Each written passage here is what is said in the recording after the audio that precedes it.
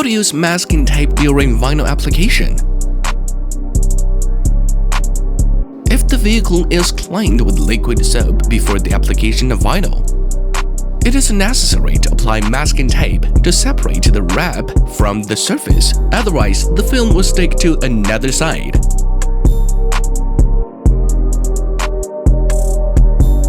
The first step. Use as many strips as masking tape as required to separate the wrap before application. The second step.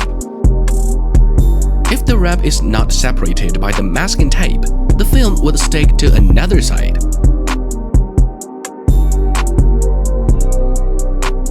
The third step. Masking tape prevents the film from getting damaged by sticking to another side.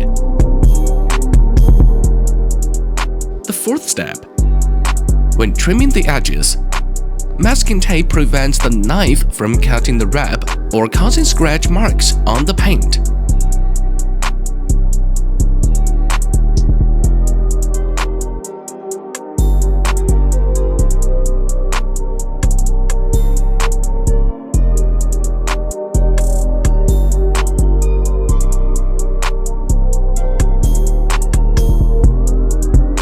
The fifth step.